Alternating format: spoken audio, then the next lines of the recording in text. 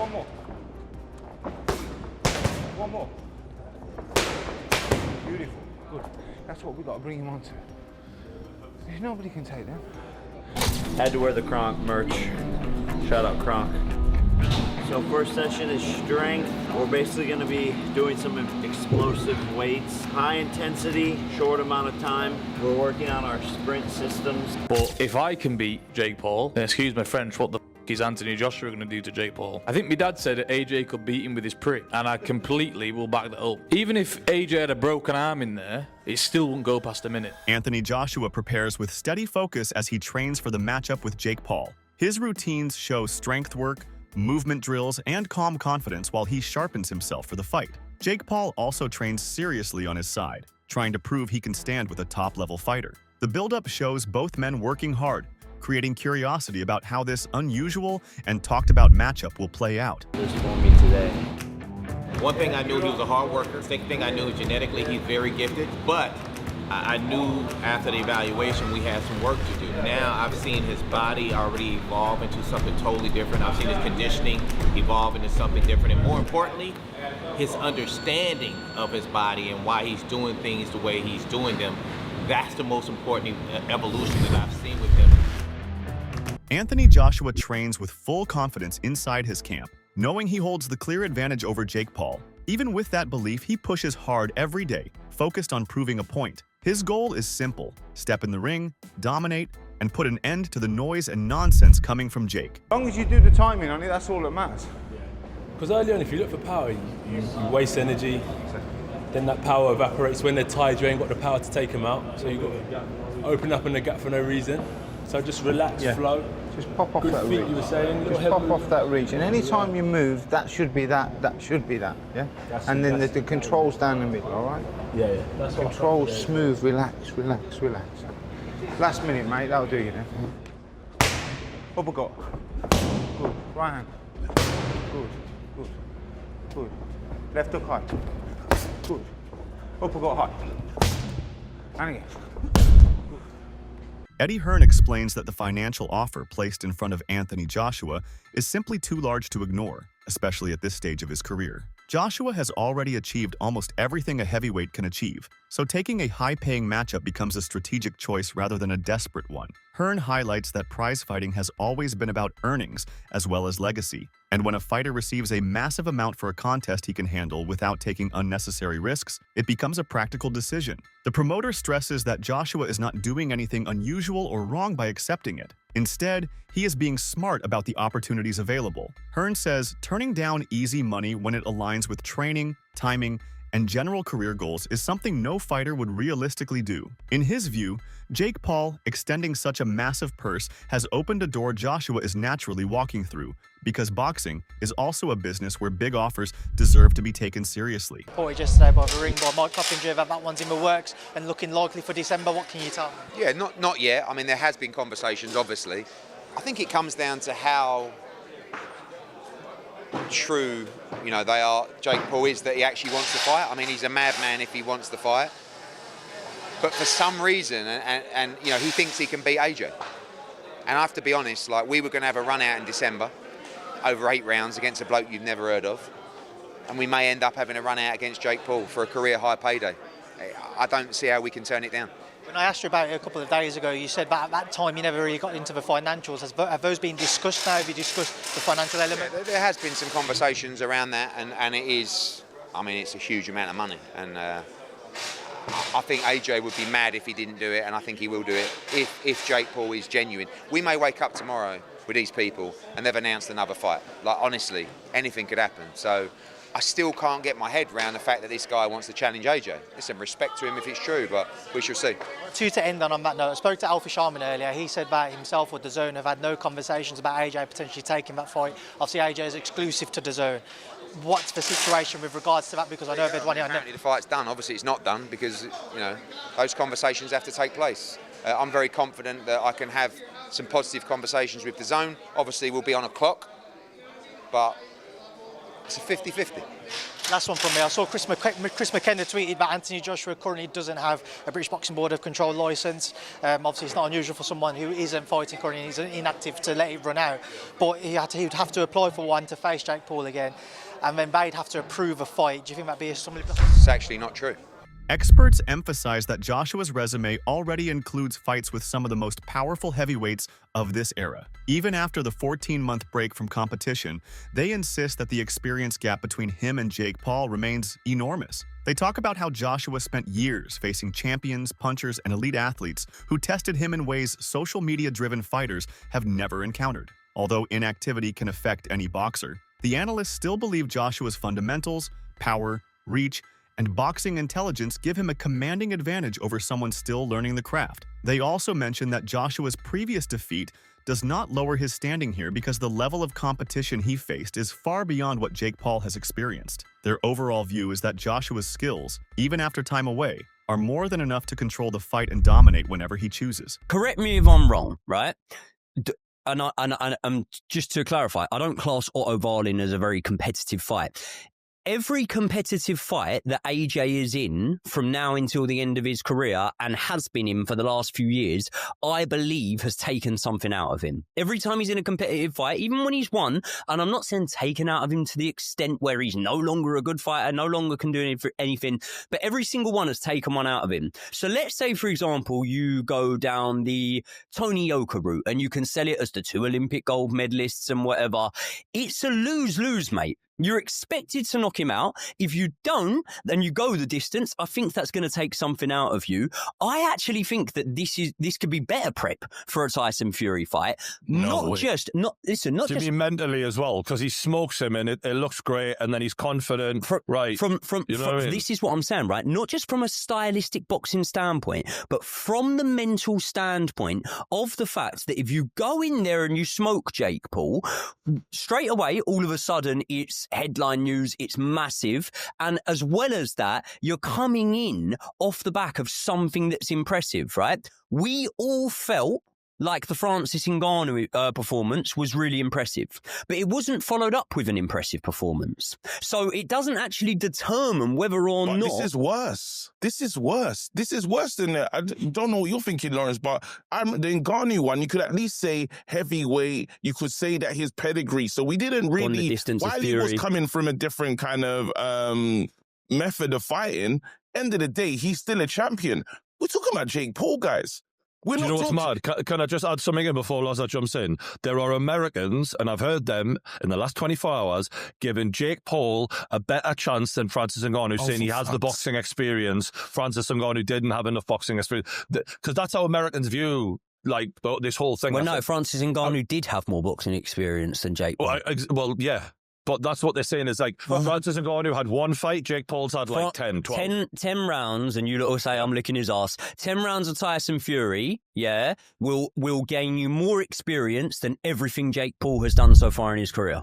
Adam Catterall strongly criticizes the decision to make this a sanctioned contest rather than an exhibition. He argues that turning it into a full competitive fight puts Jake Paul in a risky position because Joshua's natural power is far beyond what Paul has ever faced. Catterall states that exhibitions offer room for safety and controlled pacing, but a real fight removes those protections. He expresses concern that Jake Paul may not fully understand how serious a heavyweight's punch can be, especially one from someone with Joshua's size and background. He questions whether entertainment value should outweigh fighter safety and believes this matchup crosses into dangerous territory. His warning centers on the idea that while fans might enjoy the spectacle, stepping in against a genuine former world champion under official rules is an entirely different world compared to YouTube-level bouts. Fought in over a year. Yeah. Brutal knockout against Dubois. Yeah. Not the same AJ maybe of the past. He's 36. He's got a chance to earn £70 million, maybe to add to the 150 he's already got.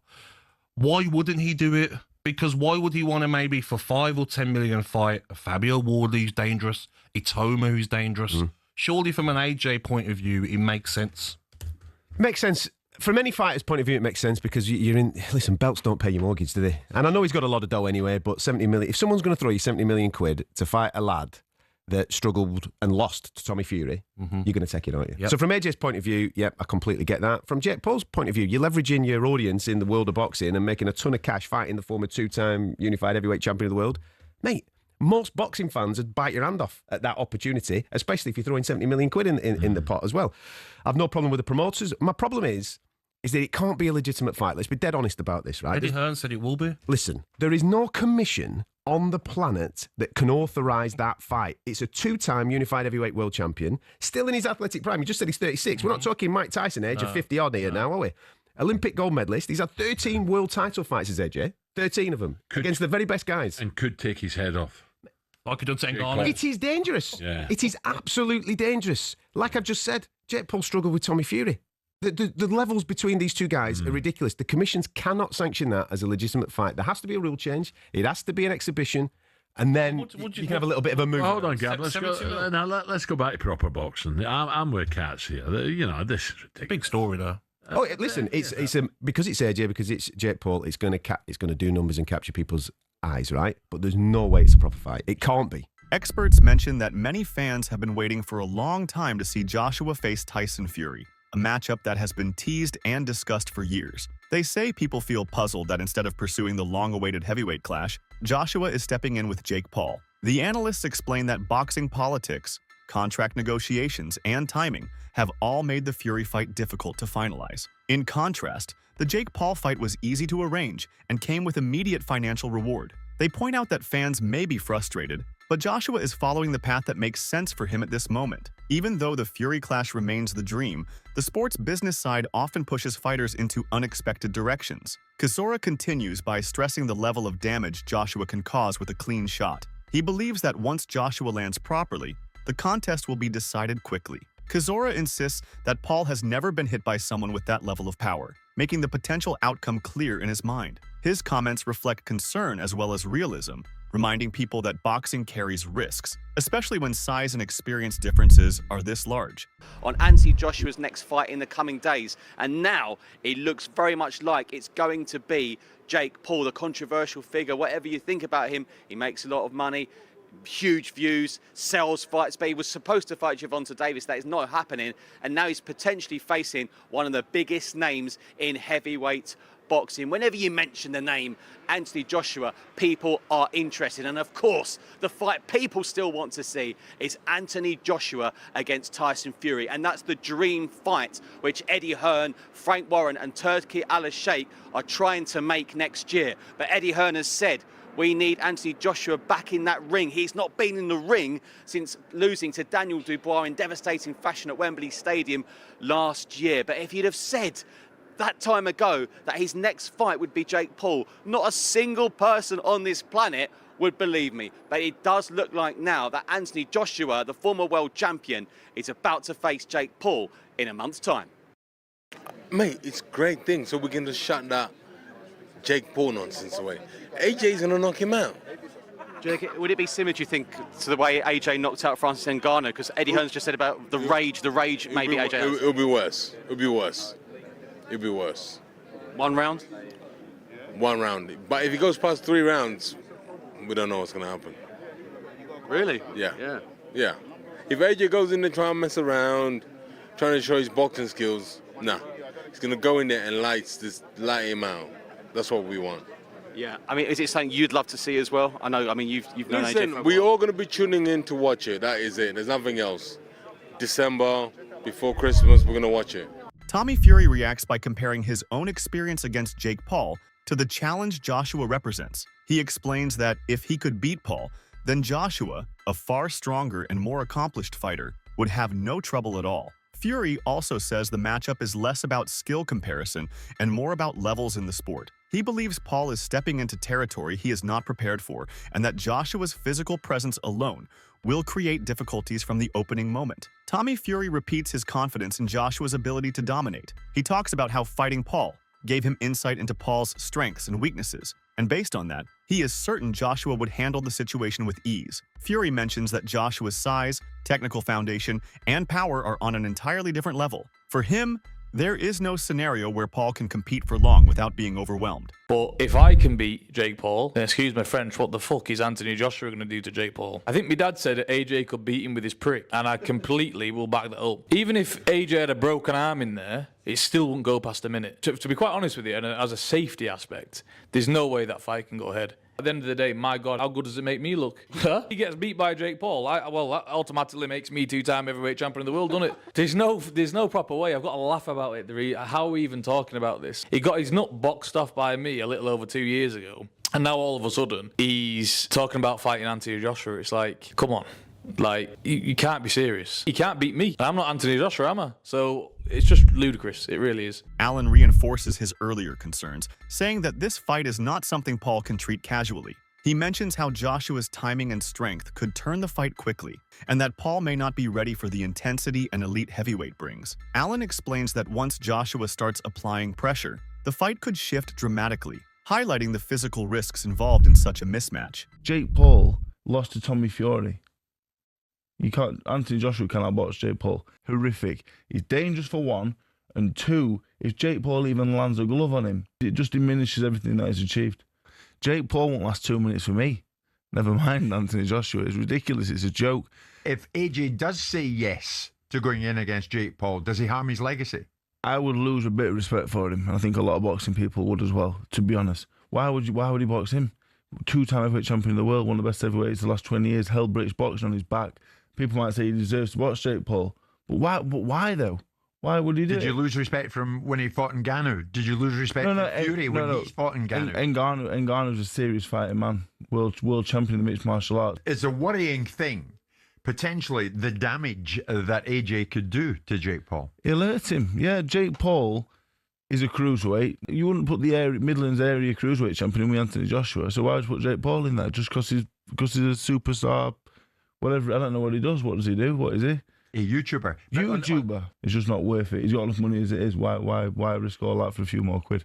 I don't like it. I hope it don't happen. I don't think Anthony Joshua will do it. David Haye discusses how unpredictable boxing can be and warns that even though Joshua is favored, anything is possible once the fight begins. He acknowledges the danger Paul faces, but also notes that fighters must never underestimate opponents, regardless of experience. Haye says Joshua needs to stay focused and avoid assuming the fight will be effortless because surprises can happen in boxing. Haye continues, saying Joshua may be older now, but he remains physically strong and technically capable. He stresses that Joshua is nowhere near the decline seen in some older fighters, which means he still carries the tools to create serious problems for Jake Paul. Haye believes that if Joshua stays disciplined, his advantage will show quickly, and the matchup will reveal the difference between a seasoned heavyweight and a developing crossover boxer. It was only a couple of months ago that we were told it was really close, and then it was Jake and Tank, and now that's off for other reasons. Your initial reaction to the fact that December Miami might be on? Yeah, jumping from Gervonta Davis all the way up to Anthony Joshua seems absurd. It doesn't seem like it's a reality. Seems very Jake Paul. It seems, but you know, sometimes these crazy things. Who would have ever thought Francis Ngannou would get a shot against Tyson Fury?